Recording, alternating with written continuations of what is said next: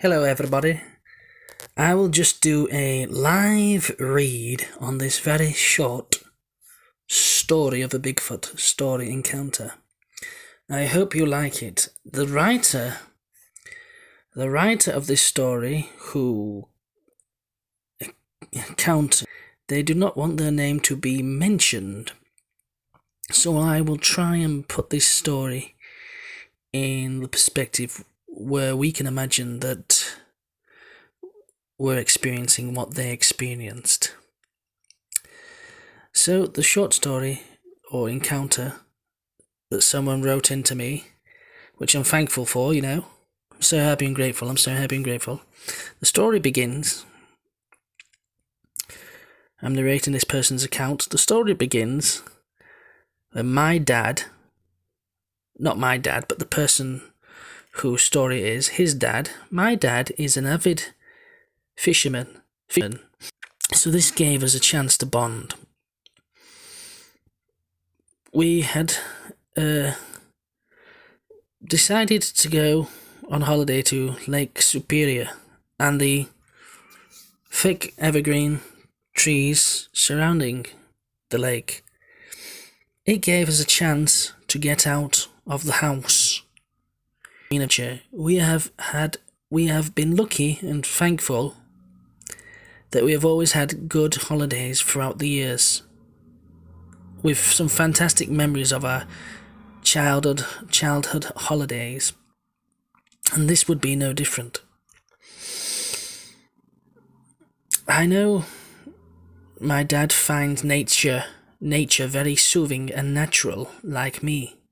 One day, as we were strolling through the thick evergreen, very green pine trees near the lake of Lake Superior,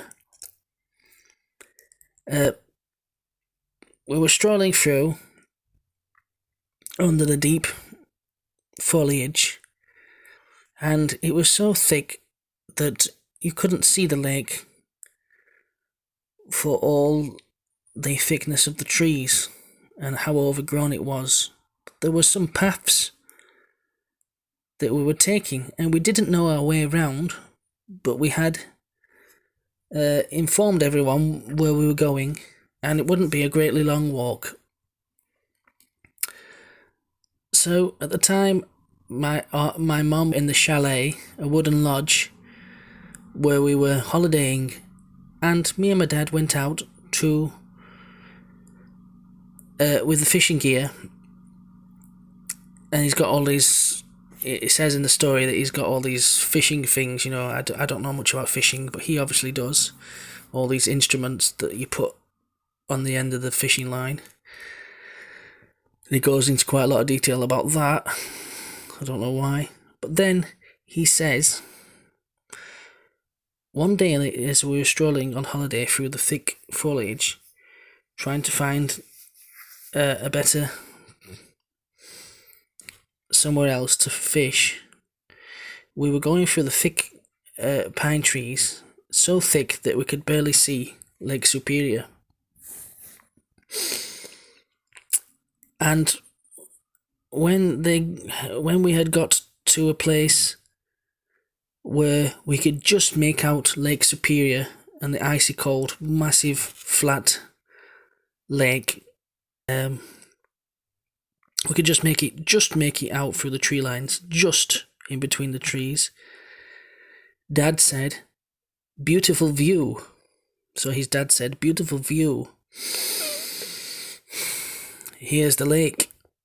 So that we headed towards the lake for a different spot to fish, because apparently fish, they like to stay in certain parts of the lake. I don't know. I'm not a professional fisherman, but this person who's wrote me this letter seems like a proper fisherman, like a professional fish seducer, proper fisherman. And he continues saying that I had noticed the clouds were still, and there was barely any ripples upon the lake. As we got nearer to the lake, you could just see how it stretched out as far as the eye could see to the horizon, just flat water. And cool to the touch. She had noticed some prints, large bare naked footprints near the as they got towards that giant lake. I once lived in a lake, he says, when he says he was looking at the prints of some, possibly like a naked footprint of a large foot, but they weren't very clear, impressionable prints. They were like half prints. And whilst he was looking at them footprints, whilst we were looking at them, his dad tapped him a few times on the elbows and his father put his hand around his own son's mouth.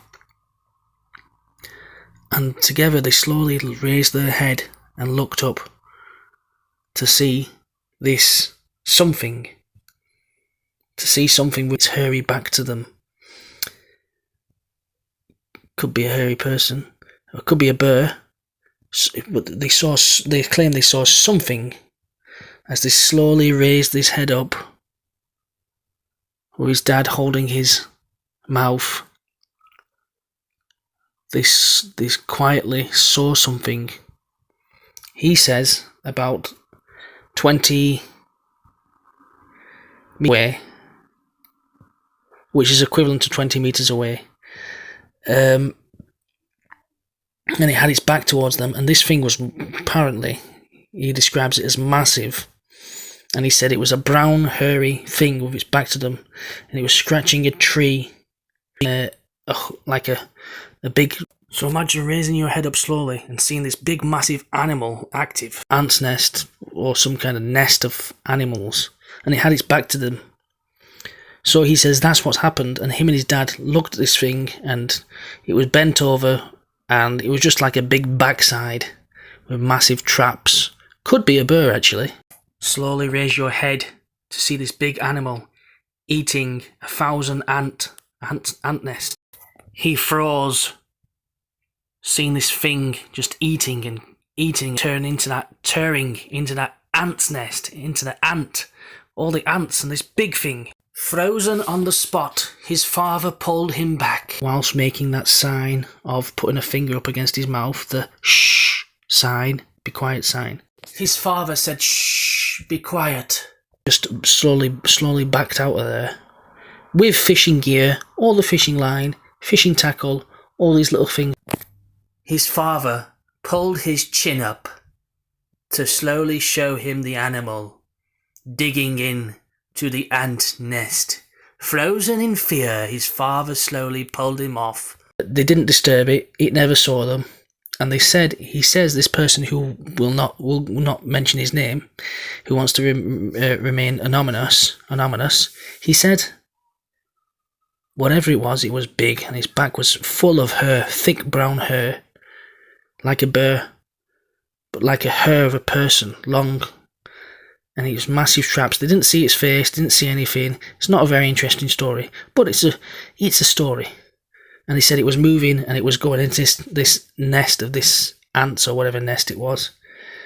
And they backed away far enough until they turned and just went, until they walked out with her very slowly and got away without making a noise.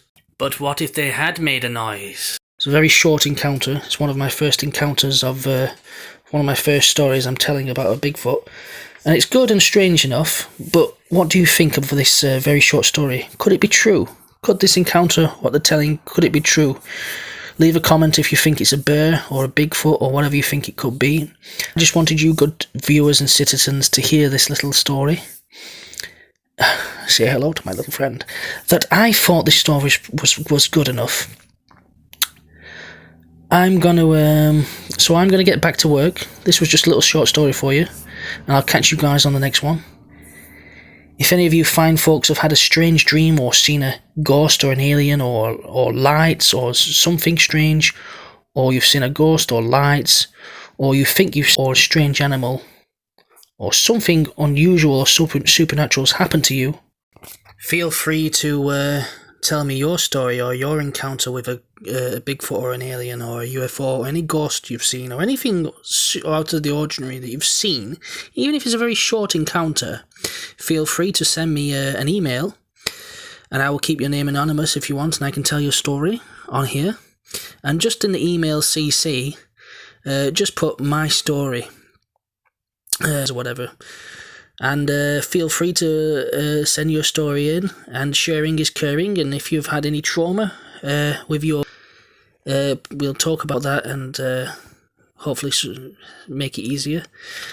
Can't promise it though. But remember, even if it's something of a small experience that's happened to you, or you've got a small story to tell us about any encounter or any lights you've seen in the sky or anything, do feel free to send me an email about the story, because you're good enough, you're valuable enough, your story, however short, is valuable enough, you're worth it, and you are loved enough. We love you here, and we've got nothing to hide here, and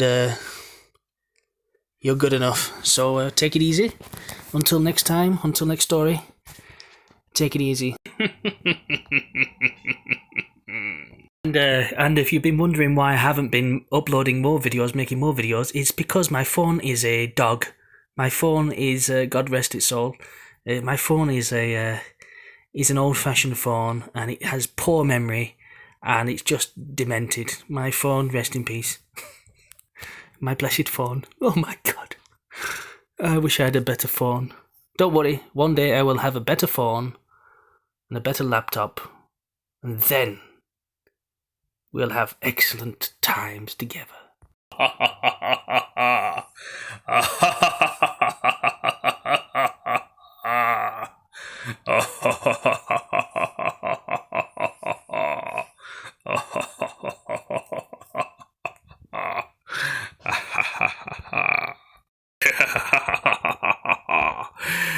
Oh, matron.